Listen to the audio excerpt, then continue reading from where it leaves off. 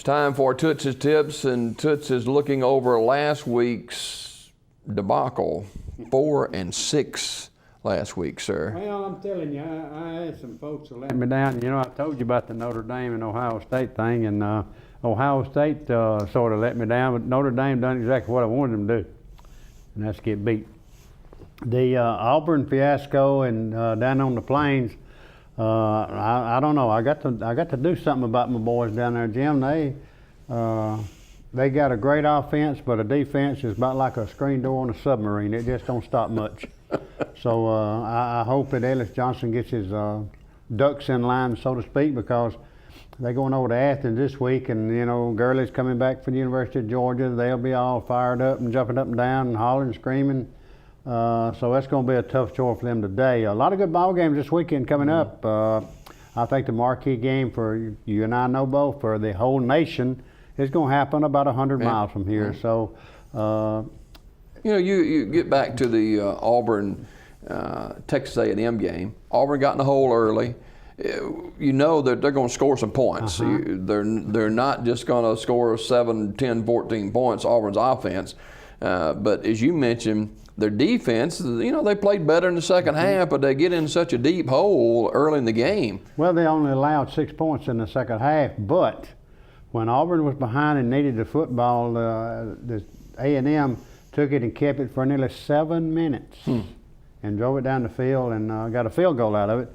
But again, I think Auburn had a shot to win the thing at the end. Just 2 blunders, a mishandled snap, I guess is a good word way to put it. And then when they were going in to score, I just don't know what was on Marshall's mind. He gives the ball to Payne, and he walks in the end zone. But at any rate, that's college 38 football. points usually is going to win you many ball games. Most time it will, but when your defense gives up 41, it won't. Alabama, meantime, goes into Baton Rouge. An overtime win for Alabama. Looked very late in the game that Alabama was going to lose, but an offense that had been dormant, had hardly been on the field at all in the second half, finally got it going, and Alabama wins in overtime. Well, you know, LSU, Jim, they control the ball. I mean, the time of possession was just huge in the favor of LSU. And I really blame the loss, if you want to blame something, the kickoff that LSU did and kicked it out of bounds. That really, really hurt. Alabama gave great field out, position. Yeah, they come out to the 35-yard line, and they got 50 seconds left in the ball game with no timeouts. And you got to give Blake Sims a lot of credit. He took his team down the field, got a field goal, put it to overtime, and of course Alabama won it in overtime. But I really thought some of the magic had been on the Plains, went to Baton Rouge. I mean, you just don't, most of the time, especially with a defense like LSU has, take the ball and drive it the length of the field, or predominantly most of the field, and kick a field goal to tie it up. But give Blake Sims a lot of credit. He took control, and Alabama did what they had to do and won the football game. And you know, I told y'all that the Tide didn't lose in Baton Rouge, but they sure did scare me. 89-39 up and down for Toots' Tips so far this season. And Toots' Tips brought to you by the Huddle House. Always open, always fresh. Ate there just yesterday morning. Oh, yeah? Yes, I did, before we went on our little out-of-town ventures, we'll say. Me and my buddy went by out there and had a little breakfast and a whole lot of coffee. Does that help your golf game? It don't. Well, Jim, I can't tell. It's bad. I don't think nothing going to help mine, but probably to quit would be the best thing. But at any rate, talked to a good bunch of people, and I know Panhandle Bates and Jeff were out there. We talked to them, and some lady, I really don't even know her name. She's there every Wednesday we are. She works for Charles Brittenall, I think is what she told me. But anyway, you just meet a lot of good people there, and Wakia. Good food. Oh yes, Wakia come in and she says, "Which do you want today?" Your options sometimes are starting to expand some, but it was outstanding and enjoyed every minute of it. And I'm a cut up anyway, you know that. And she and I, over the years, and by the way, she's been there for years. The employees they just don't have a turnover there. Yeah, that's true. And, that's true. Well, let's get to it.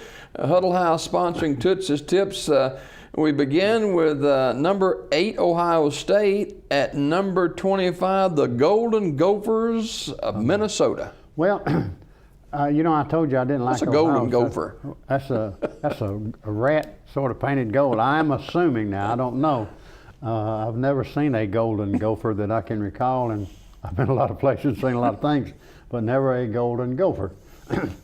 But I'm going to tell you, Ohio State, doggone it, they let me down last week by winning. I really thought I thought Michigan State would beat Michigan them. State pretty yes, good, they did. too. I really thought State would handle them. But I like the acorns to take care of one of them little acorns to fall on one of them gophers and probably knock him out. All right. Number 19, Clemson, who earlier in the year were one of the top 5 teams in the nation. You don't hear much about them now. They're at number 22, Georgia Tech. Well, the Ramblin' Wreck has surprised me this year, the wins that they've had. Clemson has struggled, you know, but I like the Clemson Tigers. Old Dabo Swinney, he'll get them up for the Ramblin' Wreck. All right. Number 21, Duke. Somehow they keep winning. And the team that comes into, where's Duke at? That's in Durham, North Carolina. Okay, all right. I knew it was in North Carolina. But Virginia Tech, and you never know about Virginia Tech. I'm going to tell you, Beamer Ball is, boy, you talking about one's been on the up and down and on the elevator. They have. Duke somehow is finding a way to win. I think they're, 8-1 now? Virginia Tech has lost some ball games I thought they should have won. They and Beamer, I don't know. Frank's just not got those kids in the right frame of mind. But I'm gonna stay with the Duke. It's just they're playing extremely well. David Cutcliffe has got those kids believing that they can win. Ride it till it breaks down, right? Absolutely. A game that several years ago would have been a marquee game on Saturday, not anymore. At least not this year. South Carolina is at Florida. Well, again, you got Steve Spurrier going back to the swamp where he had a lot of success with the Florida Gators. And by the way, I just found out, you know where he's from? No. Do you like to know? No. Oh, okay, it don't matter. Well, anyway, he was born and reared in Johnson City, Tennessee. We're speaking of Steve Spurrier. Oh. But you didn't know that. Okay, I do now. You do now. But anyway, I think Spurrier and Florida, they hard to figure. You know, they play Alabama pretty tough for a half, and then they play the University of Georgia and just basically manhandle them and just ran at will. So I don't know. South Carolina has been a little disappointing, and I'm sure that Coach Spurrier will be the first one to tell you that. But in the swamp, I don't know. It's a toss-up, Jim. I'm going to go with the Florida Gators at home. All right. Muschamp fighting for his job. He is that now. That seat's getting warmer by the week. Number 1, Mississippi State. At number 5, Alabama, the tied favorite in this game. They are. And, you know, to my Alabama faithful, Alabama sort of got the shine, I think, as far as this. They're going down instead of up the They elevator. are. And I'm going to tell you, they'll prove this thing's going to be a big, big turnover after the dust settles in Tuscaloosa. And them puppy dogs is going to hit 82 back toward Starkville with them. If they got a tail, it's going to be tucked between their legs because I think Alabama will handle. Why do you say that? Mississippi State's number 1 in the nation, and didn't you say they had the biggest offensive line? They got the biggest line in football. High school, college, pros. They got the biggest line in football, but they've just not seen a defense that Alabama will throw at them. And you can bet it Kirby Smart's and the quarterback and big kid, 6'2". Prescott? Yeah, Prescott. These are the real big kids, 6'2" to about 235, 240, maybe 250. But they'll put the bonnet to him. And I just think Alabama will win the football game, and I sure do hope this will put them in the upper echelon of the top 4. Oregon jumped Alabama. They've got a loss. Why, I don't know. But I just think Alabama, they go in and beat LSU and have to go to overtime to do it, and they drop a spot. TCU jumped them. Yeah. So anyway, I think if Alabama wins out, they'll be in the top 4. If they're not, there's something wrong. There's been some talk this week, especially through the first 3 quarters or 3.5 quarters of the Alabama game, that Alabama's quarterback was having a very, very difficult time in Baton Rouge, and even though he's been there in that program for 4 years or so. But he's only played, this is the first year he played. It looked like the pressure was getting to him some. Well, it did, and LSU they can propose a lot of that. It's hard to go into Baton Rouge and win, but Alabama has had a huge success in the state of Louisiana. Sims, I think, proved himself when it come time to answer the bell. He did. Took his football team down the field and got a field goal, and then threw the winning touchdown pass in overtime. But we touched on, Jim, you know, LSU just controlled the clock, and they controlled the football. And I thought when they kicked the field goal with 50 seconds left to go in the ball game, I thought, well, maybe the luck has run out in Baton Rouge, but it didn't. Alabama won and then dropped the ding-dong spot in the standings. I just don't understand that. Number 16, Nebraska, at number 20, Wisconsin. That's some big boys played in that game. They are, some corn shuckers and some badgers. And you know what a badger is, don't you? Yeah. Okay. Then you know what? Big born in Johnson City too? No, he wasn't. Not that I recall. But they call them the corn huskers. But throughout my time when I first started hearing about Nebraska, I don't know how corn shuckers come out, but it did.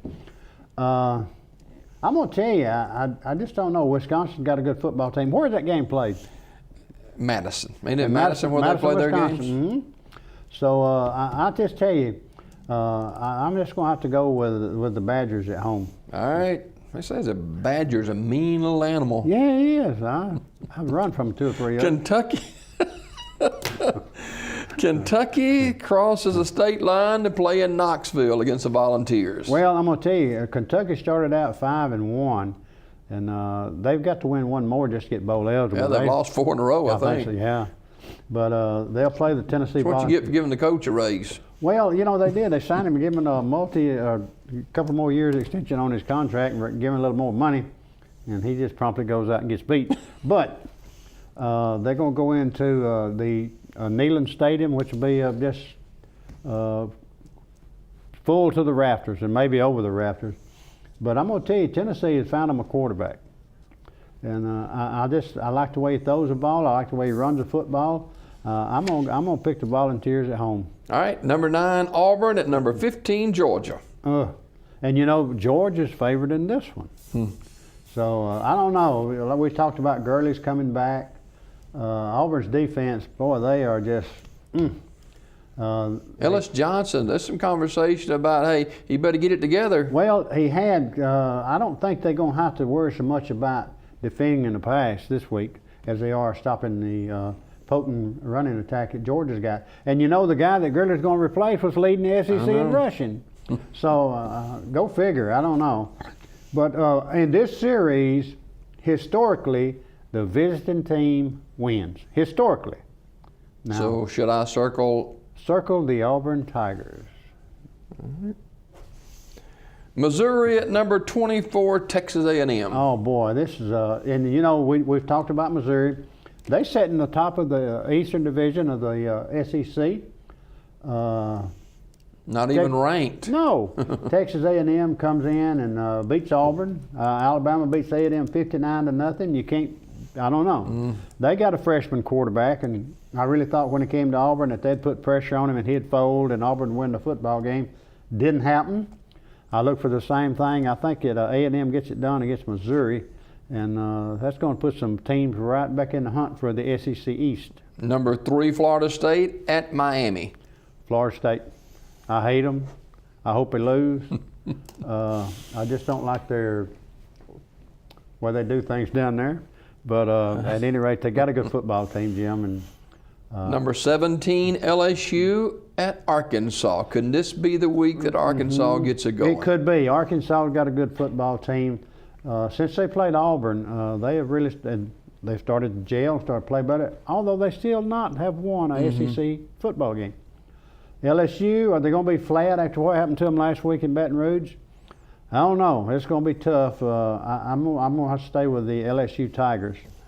All right, LSU ranked number 17 at Arkansas, and number 6 Arizona State. That game kicks off at 9:45 Central Time Saturday night. Number 6 Arizona State at Oregon State. Well, I like Arizona State. I picked them to lose last week, and doggone, and I look around, they rank number 9 in the country, and they just doing a good job, doing what they need to do to win. And Arizona State, I think, will win the football game. Let's get back to the Auburn-Georgia game just a moment, and that's, what'd you say, that's the oldest rivalry in the Deep South, longest running rivalry or something? Oldest rivalry in the Deep South. This probably makes 110 or so times that they've played each other. And do you know, Jim, the series is pretty much equal. I think Auburn might hold a game or two edge on it. I'm not sure about that, but seems like they did at one time. Georgia, what's his name, Mike Bobo, who played there now, the offensive coordinator for the Georgia Bulldogs, does a good job. Is it Mason, their quarterback, I believe it is? And he throws the ball quite well, but they're going to ride Gurley, I guess, till they can't go no more. He's suspended for allegedly signing autographs and selling them on memorabilia that he might have had. But I'm going to tell you, the Chubb, I think was the guy's name that played behind him. I think he's been a great running back for the University of Georgia. And I think if Gurley gets in there and sputters a little bit, Mark Richt will snatch him in a New York minute. Very quickly before we go, number 1 Mississippi State at number 5 Alabama. Number 1 Mississippi State, even though they're ranked number 1, not getting a lot of love this week against Alabama. Well, Dan Mullins will probably have his kids ready to play, and I don't know if they'll allow the Cowbells in Bryant-Denny Stadium or not. I hope they don't. They got a good football team. They're big. They know what to do. They're a good, strong football team. They got a good quarterback, got a good running back. They got good receivers. But however, they have not faced the likes of a University of Alabama football team. I know they beat Auburn. Auburn spotted them about 21 points to start the football game and then come back and had a shot at beating them. But Alabama won't spot them any, I don't think. I think for Mississippi State to win the football game, Jim, Alabama's going to have to put it on the ground or maybe throw a couple of interceptions for Mississippi State to have a chance to win it. But I'm just telling you, Alabama will take care of the Bulldogs. Toots' Tips brought to you by the Huddle House, and Toots ate out there yesterday. I'm sure he'll make it again before week's end. Oh, yeah. My daughter let me know that she'd be home this weekend, and we go there to eat when she's home. If not one day, 2 days. But most of the time, we're always out there on maybe an early Sunday morning to eat, and I look for it to be no different this weekend. All right. We'll do it again next week. And don't forget our Iron Bowl preview coming up. Yeah, and Nate the dog. I wanted to speak about that. I got a dog named Nate, and a lot of folks accuse me of naming my dog after Nate, so I call my dog Nate Dog. So. Oh. Do we need to change it a little bit, or is that okay? Are you talking about my dog's name? No, again, Nate Brewer, a dear friend, and I think this is something that y'all will enjoy. I know I'm looking forward to doing it. And open phone lines. It is we're gonna have a live call-in show for about an hour. We've talked to some folks about some sponsorship, and the person we talked to said that whatever we said didn't influence nothing from them. That's right. They wanted to run a disclaimer, didn't they? Yeah, they sure did. But at any rate, I think it'll be fun. I think y'all enjoy it. Nate, he's never been at a loss of words since I've known him, and I like being around him. And he just there's not a dull moment with Nate Dog Brewer. I don't know. I don't know if we can take any phone calls because we're both of these guys on. But anyway, that's coming up the Tuesday of Thanksgiving week here 5th, on I believe, isn't it? TV 47. That starts about 7 o'clock, so we look forward to that.